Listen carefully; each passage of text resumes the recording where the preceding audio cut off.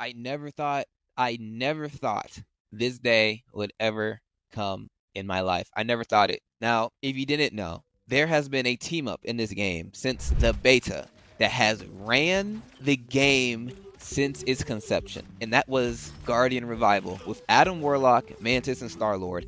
The best team up in the game for almost a year. Actually, for a year, basically, because the beta was a year ago. In 20 years, when your grandkids ask you about Guardian Revival, you're going to look at them and you're going to tell them the most horrific stories of that battle, of that war you fought against it. I promise you, you will, because it was just so good that like it just ran everything. I can't even make a joke about it. It was just so crazy. But guess what? They finally removed it. It's gone. With the new update, season 3.5, it is out of here. It's in the gutter. So, my name is Salty. Like, comment, subscribe for more. And the issue that I had with ResCon wasn't that it was the best team up in the game. It was the fact that Adam Warlock and Mantis were so bound to it. They could never give them any reasonable buffs. For months on end, Mantis and Adam were throw picks in ranked. Throw picks. But now, they might be viable. Now you might be asking yourself, why are they viable now? Because they got two new team ups, right? Mantis got one with Loki and Groot, and Adam got one with Luna. Now the Luna one, it's alright. I would say the Luna one's not better than the one she had before because she actually has to like put effort into aiming at the enemies and like actually hit them for the lifesteal to work. So I mean, it's not as good. I mean, it's still pretty good, and it doesn't heal people around you. Only heals Luna, so it really just helps her against dive. And if you didn't know, Luna, her counter is dive. If you didn't know that. If you think Luna Snow is overpowered, her counter is dive. It always has been. Just go any dive character, you win that fight 7 out of 10 times. So, yeah. And I can already see it now. I can see the Reddit posts and Twitter threads. Oh my god, they buffed Luna. Another Luna buff. 20 million to Luna. It's not true. That's not that. Like, the new team up for her, it's not really a buff. It's more like a buff to Adam, because you might actually want to bring him into a composition now. And same with Mantis. You might actually want to bring Mantis into a team composition that doesn't require 2 more healers, right? Because guess what?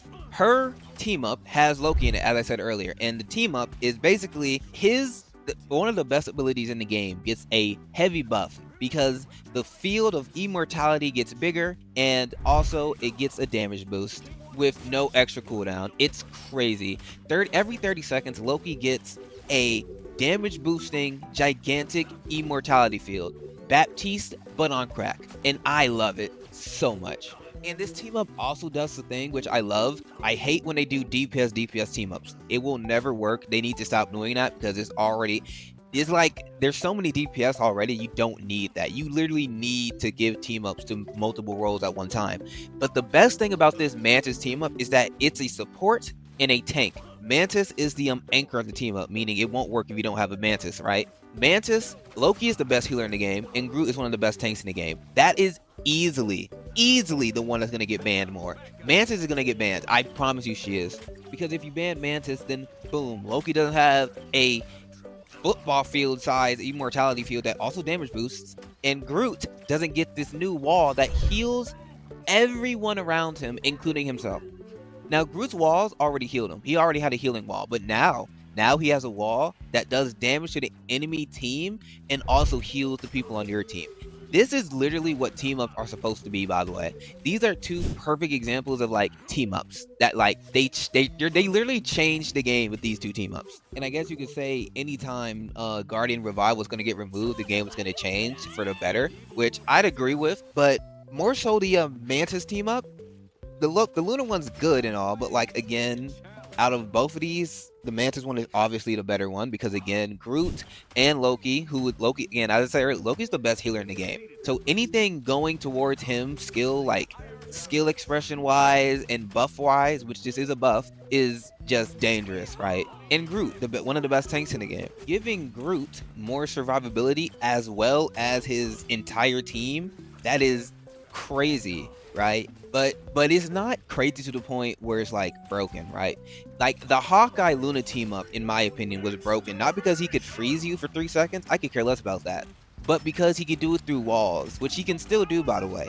The problem was never, when they nerfed it, the problem was never the fact that, oh, they don't want to be froze for 10 seconds. No. I don't want to be froze through a wall or a shield. No, that's just bad game design. But this team up, the Groot, Mantis, Loki, you can destroy Groot walls. Like, there's a lot of counterplay to this team up. You can destroy the Loki totem that gives immortality. You can. The only issue I have is that they took Loki out of his Asgardian team up with Hela and Thor, which I think some team up should just always be in the game, that being one of them. Like for example, Rocket, Jeff being able to climb Groot's shoulders. Why would they ever take that out the game? They shouldn't, right? Because that's just something they should always be able to do. Same with Hela being able to revive her brothers. It's not even that good of a team up. Now, it's a good team up that Hela's good and my Loki dies 8 times in the game, but that doesn't happen a lot, right? So I think they could have kept it. There's like a few more that's like staples, like the Fantastic Four team up. Susan should always be an anchor for that. Why? Because it just makes sense. Those are like the 3 teams that should always be in the game, in my humble opinion. Now, back to the topic at hand though. Guys, they released footage of Blade. He looks crazy. That's not the topic though. Topic is the team ups. But really the biggest part and the best part about these new team-ups isn't the fact that they're both good and don't seem crazy overpowered. It's the fact that without res comp, as I said earlier, I say that so much, as I said earlier anyways, as I said previously in the video, res comp tied Adam and Mantis down to never getting buffed, because if you buff them, everyone's running res comp. That's just true. And if you don't believe me, you can literally look at the new Dev Vision video and you can see that all of the Guardians of the Galaxy, every single one of them within that res comp team up, they all got a new team up. Like they all got a new team up. How many times did I just say team up? So they literally could not buff Star-Lord, Mantis, or Adam. Star-Lord to a lesser extent because he's not a healer. Too hard, because if you did, you're just gonna run res comp 24/7. So now that res comp is gone, thank God, rest in piss, we can now see actual buffs to Mantis and Adam Warlock, and maybe even Star-Lord, even though I think he's just fine. I just don't think his kit is stellar in the game. What buffs would I want to see for Adam? If Loki can have a invincibility ult, but invincibility. Okay, no, it is basically an ult every 30 seconds.